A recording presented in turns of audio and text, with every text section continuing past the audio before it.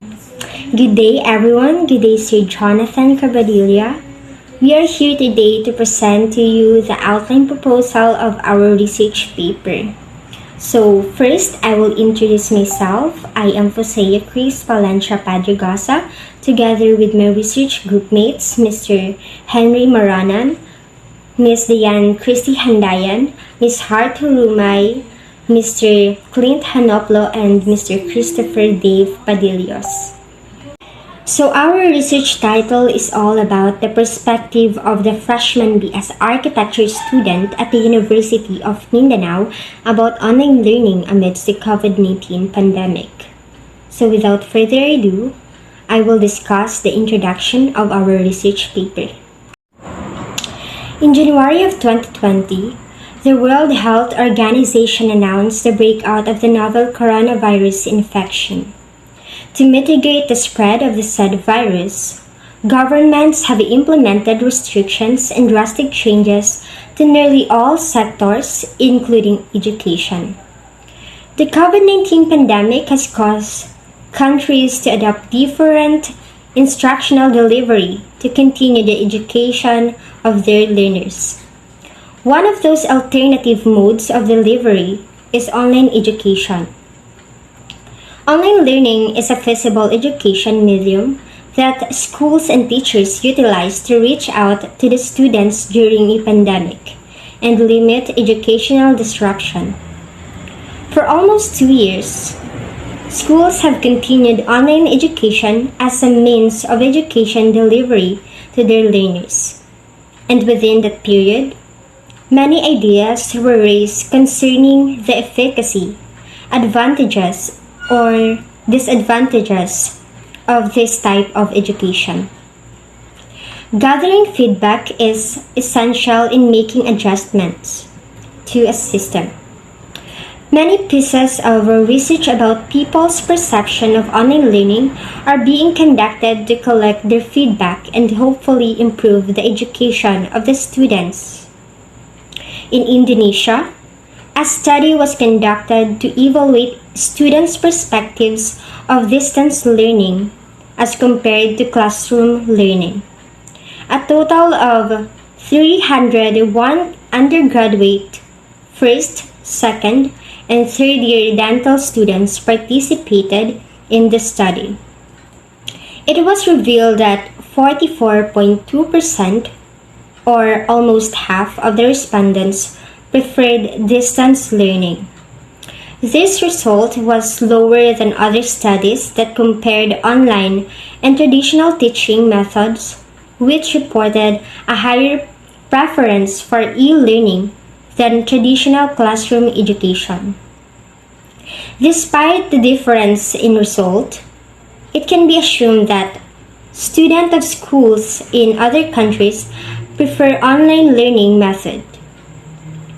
In the Philippines, a study was conducted at Our Lady of Fatima University, Valenzuela City, to know students' perceptions about the use of a virtual education network for their learning. 200 college students participated in a questionnaire that intended to analyze students' perceptions regarding online education.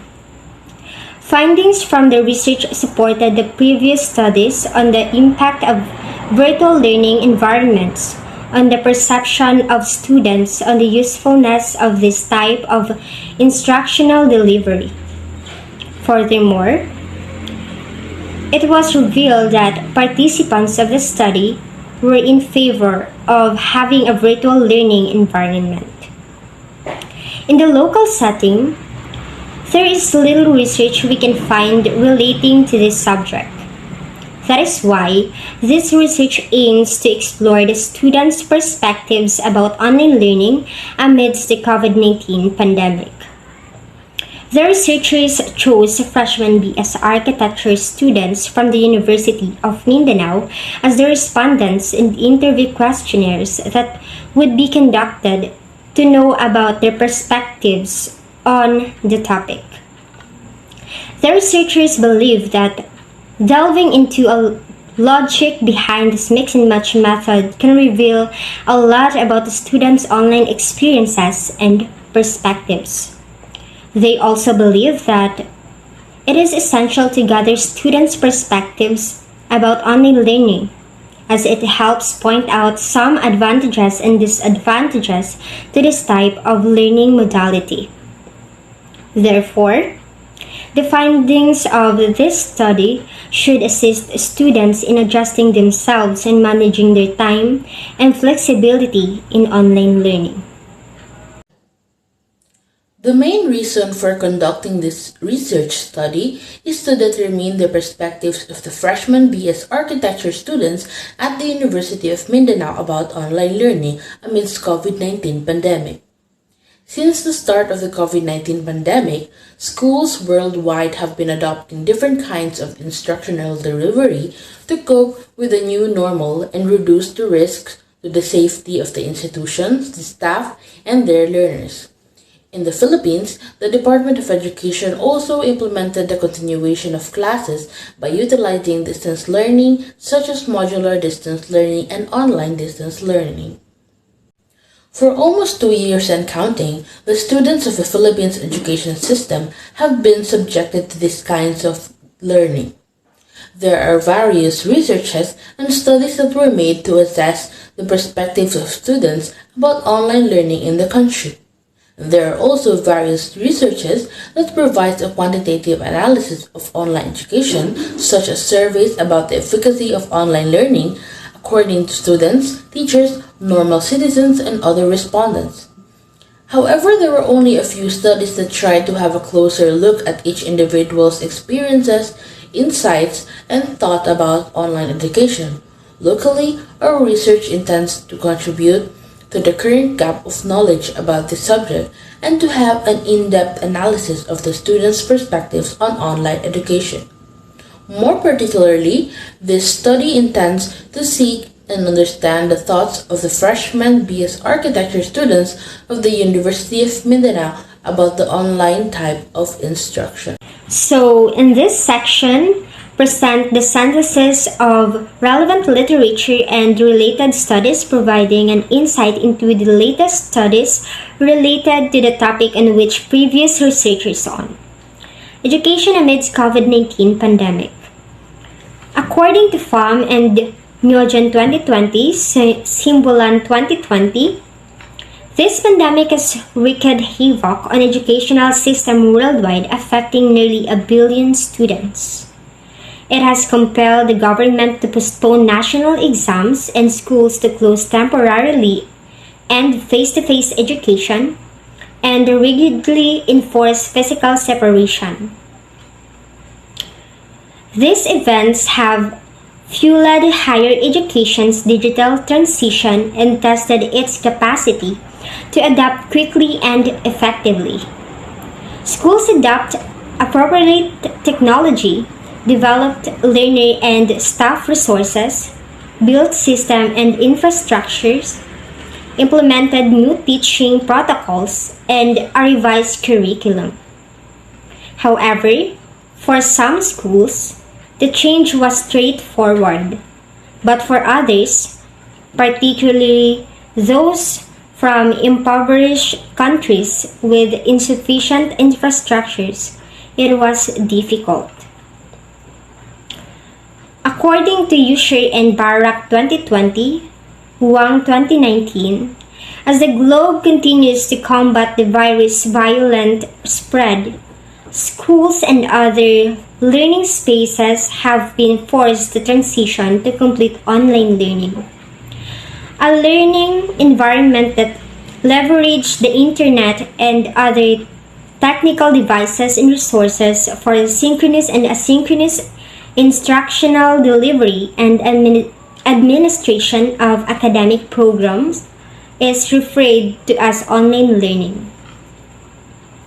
Asynchronous online learning happens without a set timetable for individual students, whereas synchronous online learning incorporates real-time interactions between the teacher and the students. In the wake of COVID-19 pandemic, online learning has taken on the role of temporary remote instruction in response to a crisis. However, policy, pedagogy, logistic, socioeconomic considerations, technology, and psychological aspects have all played a role in the migration to a new learning environments. According to Friendship 2020, government education institutions and schools hurried to produce foolproof policies on governance structure, teacher management, and student management when it came to policies. Despite their lack of technical literacy, teachers who were used to traditional teaching methods were forced to embrace technology. Online learning seminars and peer help networks were established to solve this issue. Dropout rates among students have risen as a result of economic, psychological, and academic factors. Academically, while students may essentially study anything online, learning may be less than optimum, particularly in classes that need face-to-face contact and direct interactions. In related studies, there has been a recent surge of research on the new normal in education. While some concentrated on national policy, professional development, and curriculum, others emphasizes students' individual learning experiences throughout the pandemic.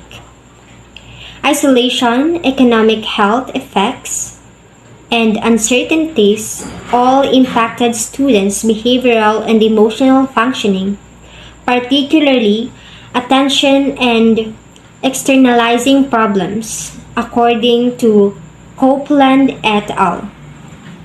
Students express worries about learning and evaluation techniques, an overwhelming task load, technology challenges, and confinement in Fawaz et al. Research. Students actively coped with these issues by seeking aid from their professors and families, as well as participating in leisure activities. These active-oriented coping methods are effective in a variety of situations aligned with Cartier et al., who explored student self-regulation strategies. Finally, some concentrated on the online learning experience of students during the COVID-19 pandemic. Tsai et al. 2020, for instance, use a qualitative descriptive technique to explore students' experiences during the COVID-19 pandemic. In terms of methodology, the researchers concede that the qualitative design of their study prevents a more in-depth analysis of the results. In the previous study, Khalil et al. 2020 conducted a qualitative exploration of the efficacy of synchronized online learning at a Saudi Arabian medical school. Students generally think of synchronous online learning positively, especially in terms of the management and efficacy, according to the findings. They did, however, report technical or internet connectivity and tool use, methodological and behavioral issues. Although there are few students that report the online learning problems that higher education students face during the pandemic, there is little information on exact techniques they employ to overcome them. The current research was carried out in this context. Students' online learning experiences in higher education are investigated in this mixed methods study. The following study topics are addressed specifically. First, what are the problems that students face in an online learning environment? Second, What influence did the COVID-19 pandemic have on students' online learning challenges? And third, what solutions did students employ to overcome the difficulties? Theoretical framework of our study is anchored on many theories on learning, including behaviorist theories and cognitive psychology. So behaviorism focuses on how people behave. In related to education, it focuses on the observation of how students respond to the certain stimuli. So the researchers believe that the respondents' thoughts and perspectives about online educations are affected by their behaviors towards their experience while being subjected to this type of learning. This research is of great significance in the field of education because it is responsible for implementing programs that would be great for the learners during the pandemic. In addition, this will also help certain groups and organizations, such as the government and schools, in the sense that the government can develop ideas on their solutions to help its citizens, and academic institutions gain information about what their students think about the current mode of learning. This can help schools develop ways in addressing the problems of their students. Scope and limitation. This study is limited only to determine the perspective of the freshman BS architecture students at the University of Mindanao about online learning amidst COVID-19 pandemic. This study focused on all of the freshman BS architecture students at the University of Mindanao in all ages. This study was conducted in the University of Mindanao Matina campus, Davao City. So now I will be discussing the definition of terms of our study. In this section, it includes the key terms that will be used in the study. The following terms will be defined conceptually and operationally to understand it better. The key terms here is the online learning. Online learning is defined by Ali 2008 as the use of internet to access learning materials to interact with the content, instructor, and other learners, and to obtain support during learning process in order to acquire knowledge, to construct personal meaning, and to grow the learning experiences. Online learning may be a component of conventional on-campus education, as in blended learning, or the sole mode of education delivery, as in distance education. Hello sir, I'm Henry V. Maranan, and today I will be presenting some parts of the second chapter of our paper.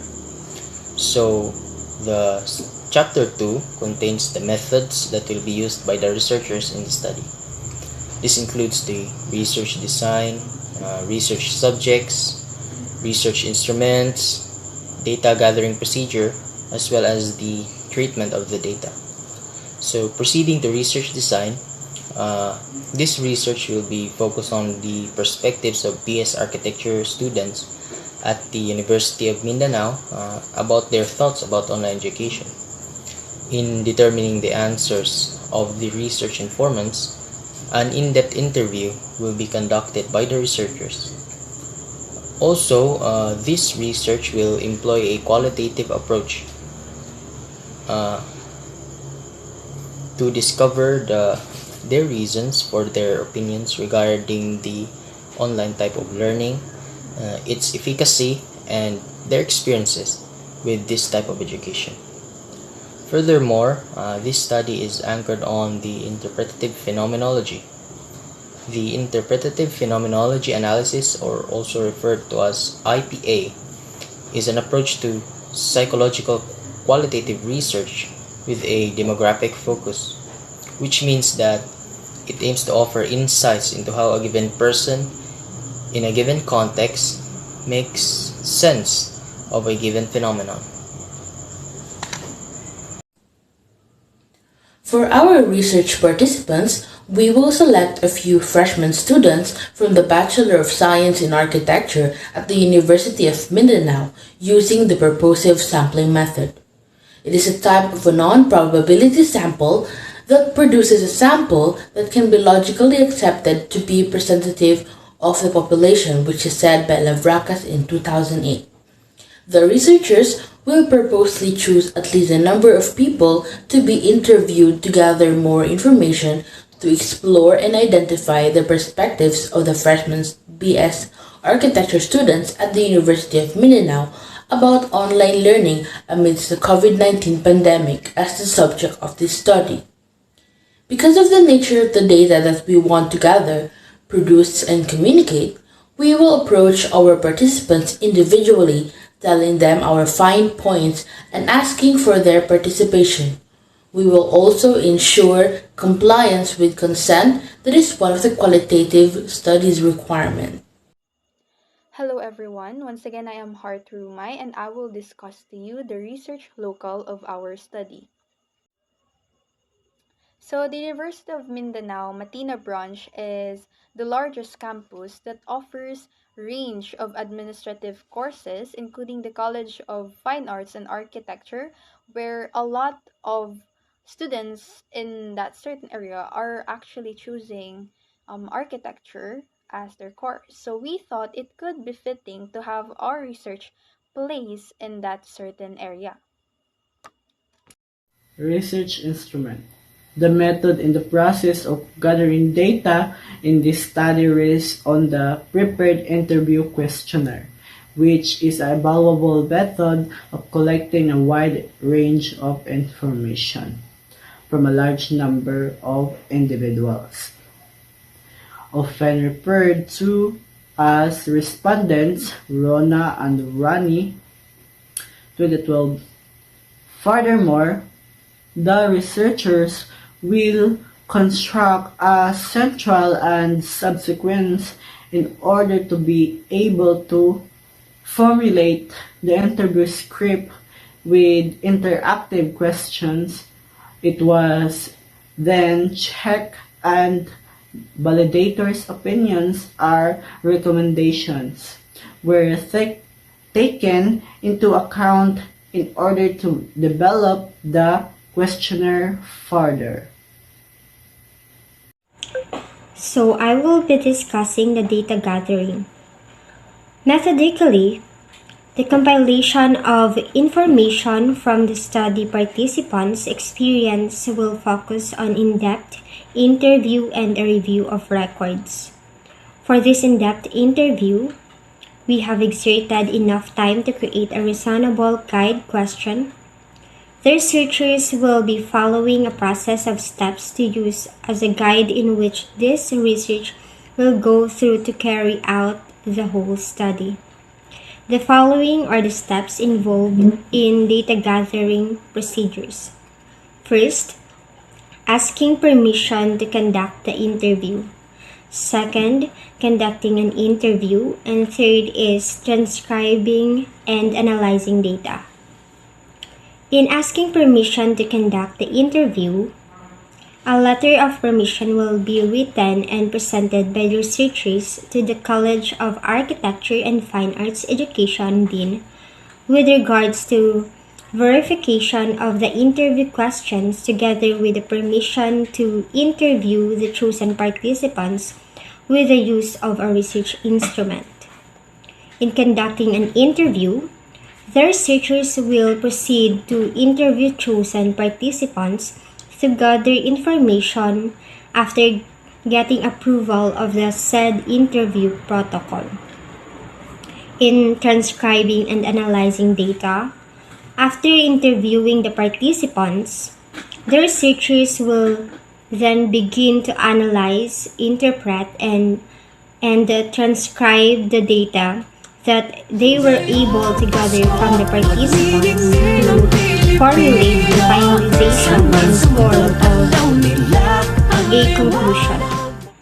In analyzing the participants' results, we utilize the thematic analysis used by Colton and covered in sorting out and categorizing the repeating themes being observed, such as the diverging and converging ideas given by our participants. Thematic analysis is a flexible approach in qualitative research commonly used to formulate a theme pattern that becomes a category for analysis. This method was used by the researchers in this study to widen the understanding of the collected knowledge and perceptions obtained from the interviews regarding parental supports and academic achievement. And that is the end of our presentation. We would love to receive some feedback and remarks regarding to our outline proposal. Thank you for listening. God bless.